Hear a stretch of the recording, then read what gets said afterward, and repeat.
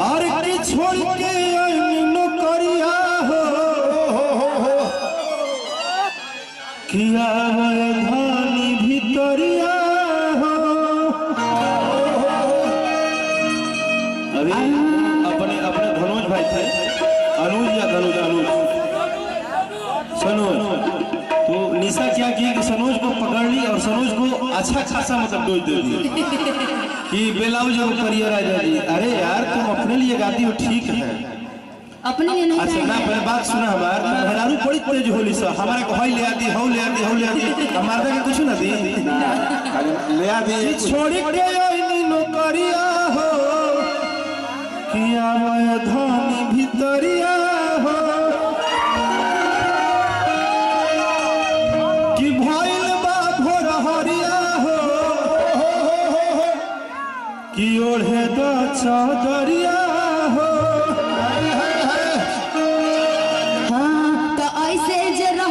सहरिया हो तोहके सुताई बहरिया हो। समझ ली तनी औरत के बात समझे के चाहिए। पूरा बात जब तक नहीं सुनोगे बात नहीं समझ छोटू एक सेकंड मेहरारू और मर्द में अंतर सुनिए। मेहरारू दिन भर बोले हई ना कैला हो ना कैला हो ना कैला हो ना कैला हो ना कैला हई ना लेला अब मर्दा रतिया खेले और 9 बजे बोली का चाही बोलना रे सब फोन करे पहले हने आ मर्द एक ही बार बोलता है बार बार ना बोले बार बार बोले दिन भर मेहरारू कच कच कच कच कच कच कान तक कच कच कच कच कैले रही के कर फोन आई है कहां मोबाइल के गई हो कहां बतियावत हो कहां बोल गेला आसान के गई का चाही सोना चांदी हीरा मोती सब दिए पहले हने आ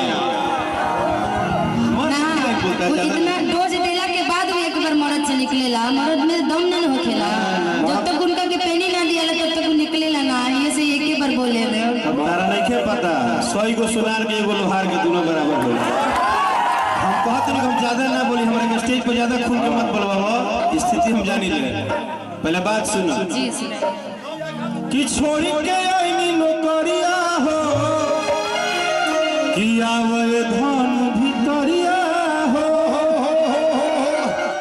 कि भइल बा भोर हरिया हो ओढ़ी के सुत चदरिया हो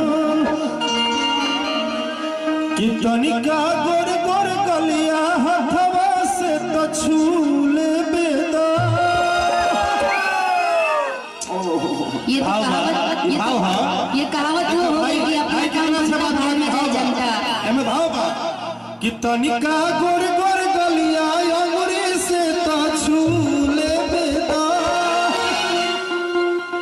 कि अपना जवानी पतमूले बेदा।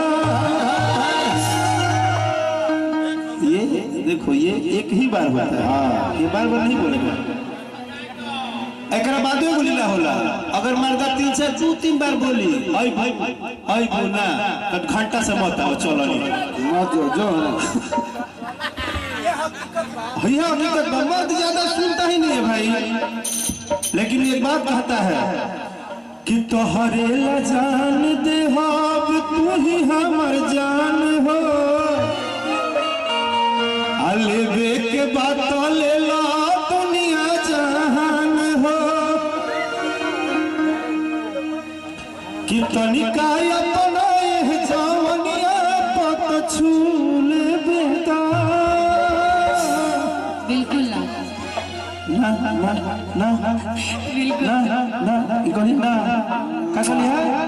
का कहली है ना तो जो ना करे वो लड़की बहुत खिलाड़ी है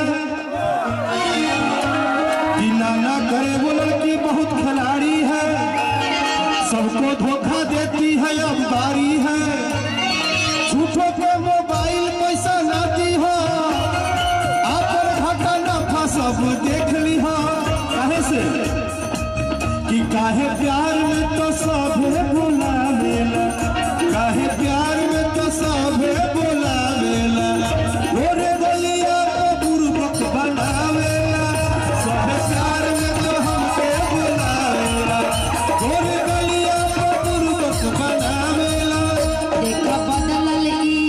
देखा बदलल ई हिंद के नारी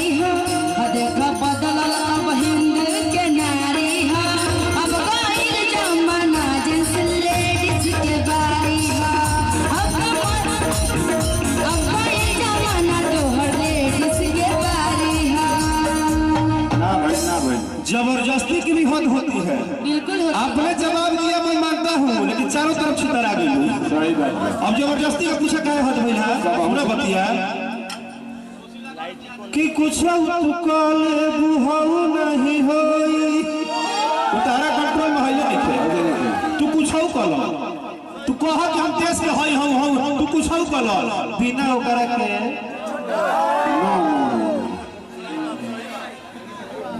हर देखिए फेसबुक है तो इंस्टाग्राम है, इंस्टाग्राम है तो ट्विटर है।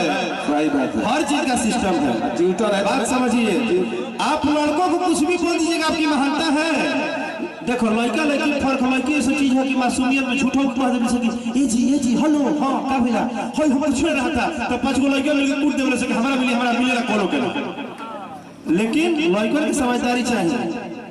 आज की डेट में क्या बा आईफोन हमको दिला दो जानो, पैसा थोड़ा मंगा दो जानो, थोड़ा रिचार्ज करा दो जानो, प्यार करती हूँ बिल्कुल करती हूँ। आजकल यह कहते हैं। लेकिन ओकरा बाद कि दोसरा संगे मजा ले लू, हम तो जान गईनी कहवा बैठल रहूंगा वो मान गईनी कि दोसरा संगे मजा ले लू, हम तो जान गईनी कहवा बैठल रहूंगा हम तो जान गईनी। लेकिन रियली बोल रहा हूँ, एक बात आज सच में बोल रहा हूँ, लड़कों के विषय में एक बात जान कि बाकी हमनी के दिलवा तफीदा। लड़कों में एक ही प्लस है कि कुछ भी लड़कियां कर ले बेचारे लास्ट में फिर मान जाते हैं कि बाकी लड़कन के दिलवा तफीदा, हर लड़कन के मूड सीधा सीधा ज्यादा कराला कुछ बुझाला हो, ताहर उठबे ही अखिया सुहारा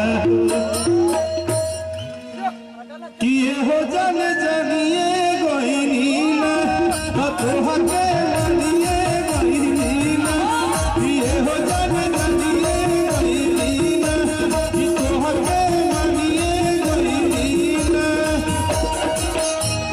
और मेरा इसमें कोई गलती नहीं है, तुम बहुत अच्छी जा रही थी, तुम हम पे भारी भी थी।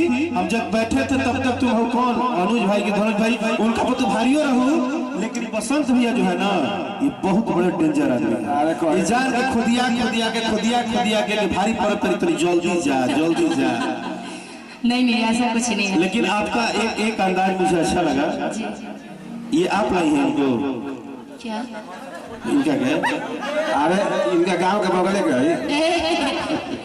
नहीं अरे तू कहे आओ तारा बीच में भाई? अरे तार बहन के भाई कुछ ना है, हटो होने से पीछे जाइए, 2 मिनट पीछे जाइए। छोटे भगवान हमेशा अपना दीदी हम ये सब पूछो नहीं, पहले बात हमारे समझो सुनो, हम यही से कहले कब तक धीरे धीरे बोले ले। हम काहे पूछने कि आपके थ्रू आई है, पूछिए क्यों? अगर आपको इतना ही मेरे भाई से प्यार था, उसको मंच पे खड़ा की गमछी उड़वाई कोट खोलवाई सब कर दिलू। अरे पगली दे वही कर है तो अनार देतीस, अनानस देतीस, बढ़िया फल देतीस, सुखौटा अचार भेज दिलू है। बताओ गोधन का दिन पीठा खिया दे तू वो लड़का नु है। मेन चीज 11 तारीख के मिले वाला बा, ऐसे आज ही डेमो रखा। हां तो डेमो में ट्रक देबू।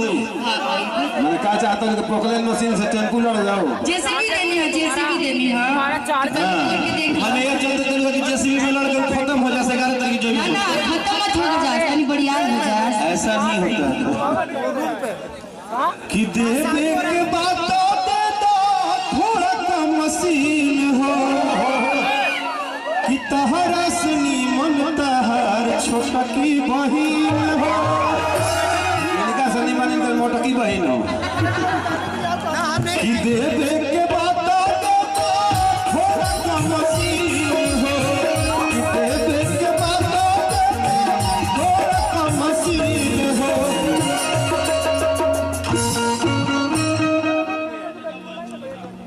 ये उनका मंझिला बहन है। You are coming the setting. You are the looking the language the setting. You are coming the biking. setting. इधर आई। संस्कृत ना का बुझे और थोड़ा सा संस्कृत में न हो, संस्कृत हिंदी में मिला के बहन ना इंग्लिश हो। इंग्लिश। अरे भैया मर्द सब पूछता है कि देवे के बातों हो